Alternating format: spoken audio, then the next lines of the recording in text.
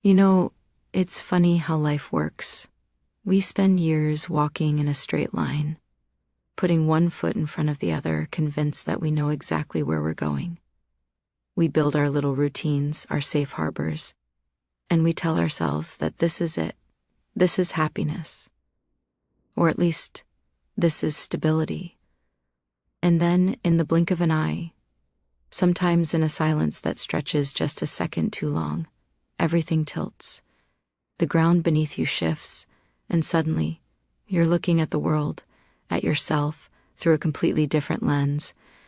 Before I tell you about the night my entire world tilted on its axis, I want to know, where are you listening from tonight? Are you tucked away in a high-rise in Chicago, watching the city lights blur in the rain? Maybe you're in a quiet farmhouse in the Carolinas, listening to the crickets sing. Or perhaps you're driving home late, just like I used to, exhausted and searching for something on the radio to keep you awake. Wherever you are, I'm glad you're here. And if stories about the unexpected turns of the human heart speak to you, please take a second to subscribe and hit that like button. It helps us find each other in this big, noisy world. My name is Elena, and for a long time I thought I was invisible. Not in the literal sense, of course. I was a senior analyst at a logistics firm in downtown Seattle. People saw me. They saw me when they needed a report filed by 5:00 p.m. They saw me when the coffee machine broke and they needed someone to call maintenance. They saw Elena the reliable, Elena the efficient. But the woman underneath the tailored blazers and the sensible heels, she had faded into the background years ago, even to me. It was a Tuesday in late November. I remember the date because the rain had been relentless all week, turning the city into a watercolor painting of grays and blues. The office was deserted. It was past 8 o'clock, and the cleaning crew had already done their first sweep. The hum of their vacuum cleaners fading down the hall. I was the only one left in the department, bathed in the glow of my dual monitors, trying to reconcile a discrepancy in the quarterly budget that had been nagging at me all day. My boss, Julian, was the only other person on the floor. Julian was, well, he was an enigma. He had been the director of operations for 5 years, and in all that time, I think we had exchanged maybe 100 words that weren't strictly about work. He was a man of few words, sharp angles, and impeccably pressed shirts. He commanded a room just by walking into it, but there was always a wall up, a fortress of professionalism that no one dared to scale. He was 48, divorced, and rumored to sleep at the office. To most people, he was a machine. To me, he was just the signature at the bottom of my paychecks. That night, the silence in the office was heavy, almost physical. The kind of silence where you can hear the hum of the refrigerator in the break room 3 doors down. I was rubbing my temples trying to stave off a headache when I felt a presence. I didn't hear him approach. Julian moved with the quiet grace of a predator or a ghost. Still hunting for that missing decimal point, Elena? His voice was low, a baritone that seemed to vibrate through the quiet room. I jumped, knocking my pen off the desk. It clattered loudly onto the floor, the sound echoing like a gunshot. Jesus, Julian, I breathed, pressing a hand to my chest. You scared me. He didn't apologize. He just leaned against the doorframe of my cubicle, arms crossed over his chest. He had rolled up his sleeves, revealing forearms that were surprisingly muscular, dusted with dark hair. It was a small detail, but it made him look less like a director and more like a man who built things with his hands. I didn't mean to startle you, he said, though there was a glint of amusement in his dark eyes. But seriously, Elena, it's late. The numbers will still be there tomorrow. Go home. I sighed, bending down to retrieve my pen.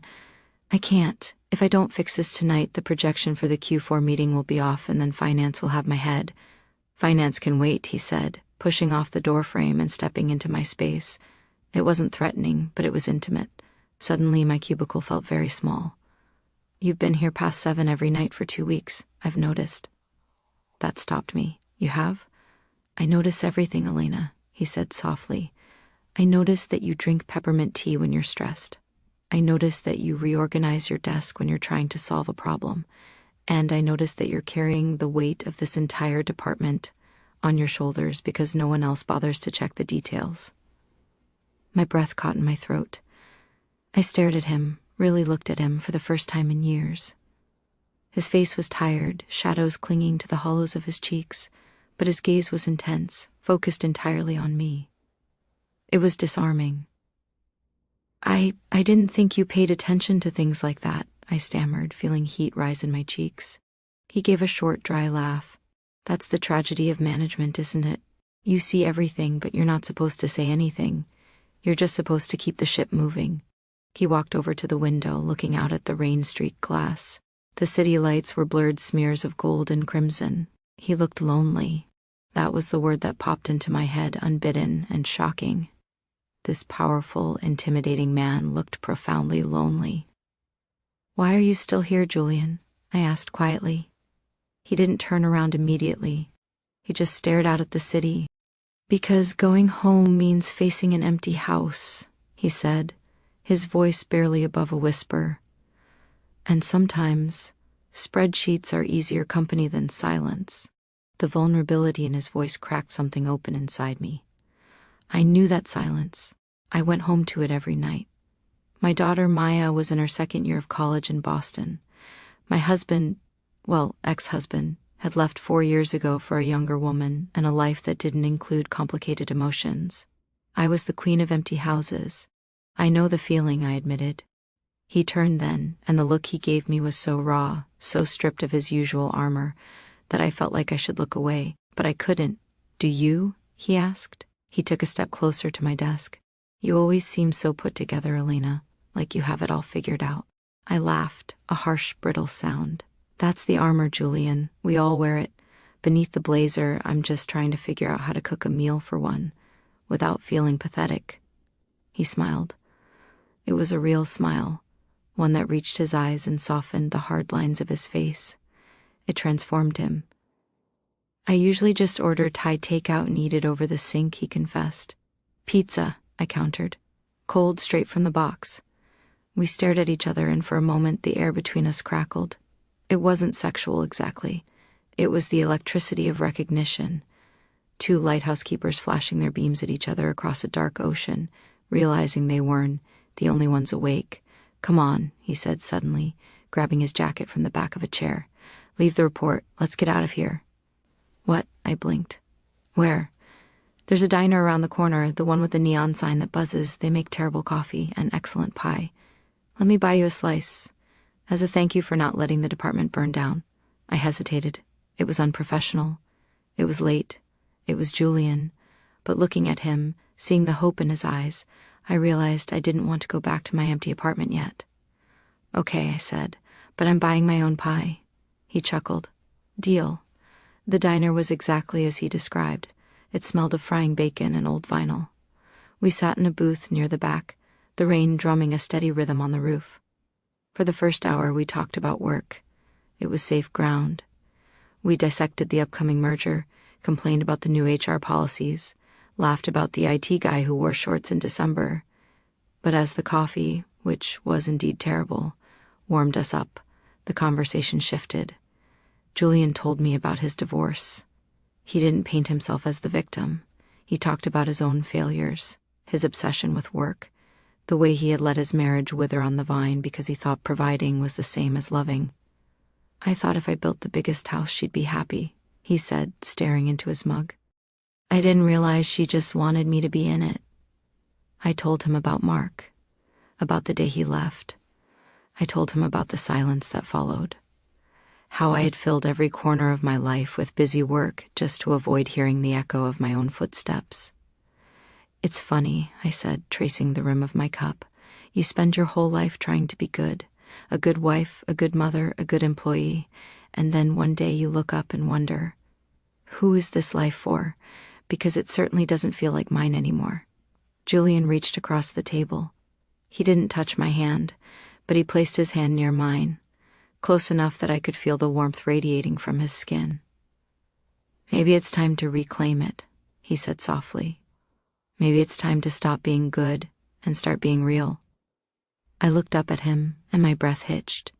In the harsh fluorescent light of the diner, with rain matting his hair and a coffee stain on his cuff, he was the most attractive man I had ever seen. Not because of his looks, but because he saw me. He wasn't looking at the senior analyst. He was looking at Elena. "I don't even know where to start," I whispered. "Start here," he said. "Start with pie." We stayed at the diner until the waitress started flipping the chairs onto the tables. When we walked out, the rain had stopped, leaving the streets slick and shimmering. He walked me to my car, his hands deep in his pockets. "Thank you, Elena," he said. "For tonight, I can't remember the last time I laughed like that." "Me neither," I said honestly. He stood there for a moment looking at me. The air was thick with unspoken possibilities. I thought he might kiss me. Part of me, the part that had been asleep for years, wanted him to, but he didn't. He just smiled that crooked, devastating smile and stepped back. "See you tomorrow. Don't be late." "I'm never late," I teased. "I know," he said. "I notice." I drove home with the radio off, my mind buzzing. I felt awake. It was a sensation I hadn't experienced in so long I had forgotten what it felt like. My skin felt sensitive. My heart beat a little faster. I felt alive. The next few weeks were a strange, dizzying dance. At the office, we were professional. We had to be. But there was a current running beneath every interaction. A lingering glance across the conference table. A shared smile when someone said something ridiculous in a meeting. Emails that were strictly about business but signed off with, "Hope you're having a better day than the printer is." It was subtle. If you weren't looking for it, you would have missed it. But I was looking. God, I was looking. One evening, I stayed late again. Not because I had to, but because I knew he would be there. I walked into his office under the pretense of needing a signature. He was on the phone, looking frustrated, rubbing the back of his neck. When he saw me, his face relaxed instantly. He held up a finger, finished the call, and hung up with a sigh. "Disaster?" I asked. "Supply chain issues in Mumbai," he groaned. "The usual." He looked at me, really looked at me, and his eyes softened. "You look nice today, Elena. That color, blue, it suits you." I was wearing a royal blue silk blouse.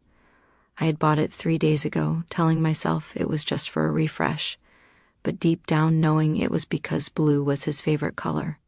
"Thank you," I said, feeling like a schoolgirl. I brought you something."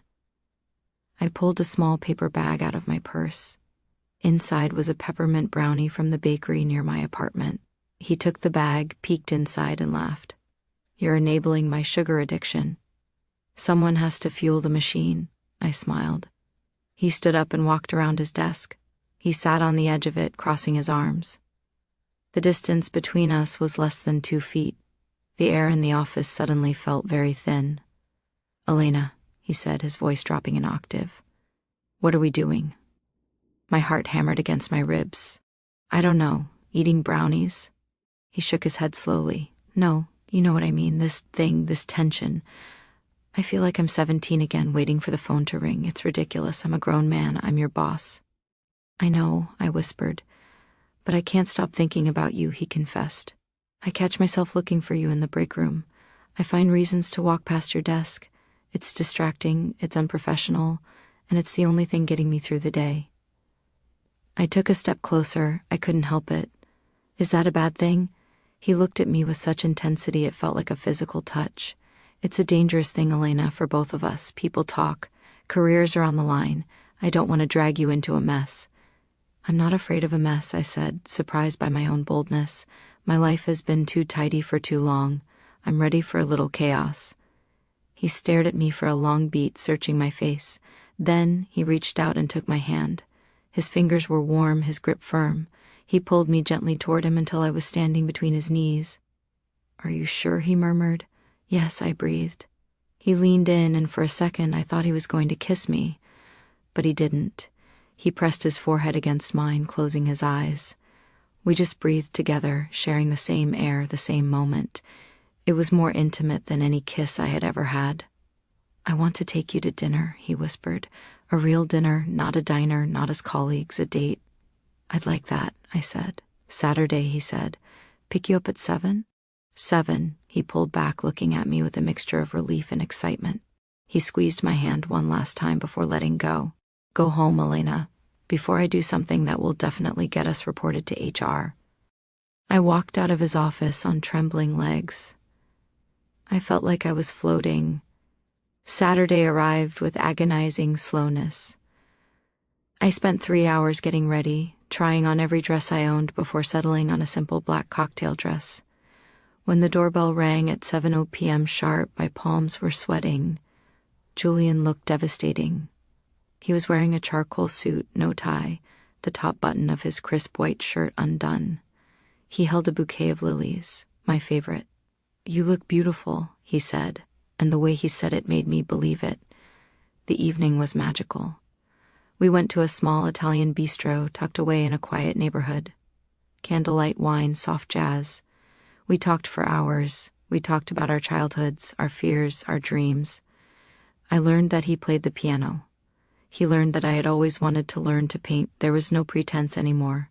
No boss and employee. Just a man and a woman, stripping away the layers of their pasts to see if they could fit together in the present. After dinner, he drove me home. The car ride was quiet but comfortable. When he pulled up to my building, he turned off the engine. "I don't want this night to end," he admitted. "It doesn't have to," I said. Would you like to come up for coffee?" He looked at me, his eyes dark. "Elena, if I come up, I'm not going to be drinking coffee." A shiver ran down my spine. "I know." He followed me up to my apartment. As soon as the door clicked shut behind us, the restraint snapped. He pulled me into his arms and his mouth found mine. It wasn't a tentative kiss. It was hungry, desperate, filled with weeks of pent-up longing. I wrapped my arms around his neck, burying my hands in his hair. He tasted of red wine and peppermint. He felt solid, real, anchoring me in a way I hadn't realized I needed. That night was a revelation. It wasn't just about passion, though there was plenty of that. It was about tenderness. It was about being held by someone who treated my body like a treasure, not a convenience. We lay in bed afterward, the city lights filtering through the blinds, tracing patterns on the sheets. "I was scared," he whispered into the darkness, his arm draped over me. "I thought I had forgotten how to do this, how to be with someone." "You haven't forgotten," I said, tracing the line of his jaw. "You make me feel alive, Elena," he said. "I didn't think I'd get a second act. I thought the show was over." "The show is just getting started," I promised. The next morning, waking up beside him felt like the most natural thing in the world. We made breakfast together, burnt toast and scrambled eggs, and laughed about nothing. But Monday morning brought reality crashing back. Walking into the office, seeing him in his suit, sitting at the head of the conference table. It was jarring. We had to pretend. We had to go back to being Julian the director and Elena the analyst. It was hard. There were moments when our eyes would meet across the room, and I would feel a flush of heat, remembering his hands on my skin. There were moments when he would brush past my desk, and I would have to stop myself from reaching out to touch him. We kept it a secret for months. It was our little world, a bubble of happiness in the midst of the gray corporate grind. But secrets have a way of getting out. It happened in March. We were at a company retreat in Lake Tahoe. We had been careful. Separate rooms, no public displays of affection. But on the last night, after the gala dinner, we went for a walk by the lake. It was freezing, the air biting, but the sky was full of stars. We thought we were alone. Julian wrapped his coat around me, pulling me close to keep me warm. He kissed me, soft and lingering under the moonlight. We didn't see the VP of HR standing on the balcony of the lodge smoking a cigar. The summons came on Monday. Julian was called into the CEO's office first. I sat at my desk, my stomach churning, unable to focus on the spreadsheet in front of me. An hour later, he walked out. His face was pale, his jaw set. He walked straight to my desk. "Pack your things," he said quietly. "We're leaving." "What, Julian? What happened?" "They gave me an ultimatum," he said, his voice steady but tight.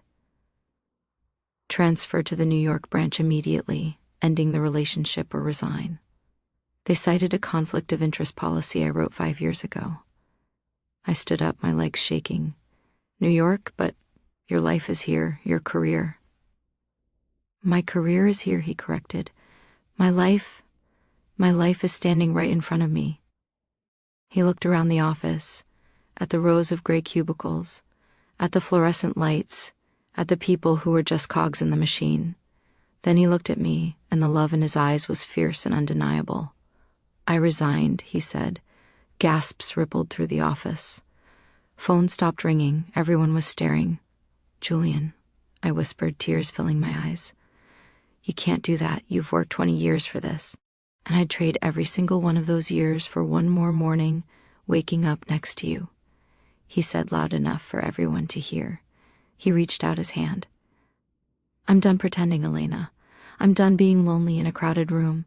I want to be real. I want to paint. I want to eat terrible diner pie. I want you. I looked at his hand. It was a choice. Safety or risk. The known or the unknown. The gray or the technicolor. I didn't hesitate. I grabbed my purse, left my laptop open, left the quarterly report unfinished, and took his hand. Let's go, I said. We walked out of that building together, heads held high, hand in hand. We didn't look back. That was 3 years ago. Today, I'm watching the sunset from the porch of a small house on the coast of Oregon. Julian is inside playing the piano. I can hear the melody drifting through the screen door. It's a song he wrote for me. There are paint stains on my fingers because I finally took those lessons. We don't have corporate titles anymore. We run a small logistics consulting business from home, on our own terms. We make less money, but we have so much more wealth. Life is funny like that. You think you're stuck. You think the story is written in stone. But all it takes is one moment, one look, one brave decision to close a door and open a window. We found each other in the silence, and we made our own music. So, to anyone listening tonight who feels like they're just going through the motions, who feels invisible in their own life, don't lose hope. The rhythm can change in a heartbeat. The person who sees you might be right around the corner or standing in the doorway of your office late on a rainy Tuesday. And when they reach out a hand, take it. Don't be afraid of the mess. The mess is where the life is. Thank you for listening. I'm Elena, and I'm finally awake. Good night, everyone. Sleep well and dream big.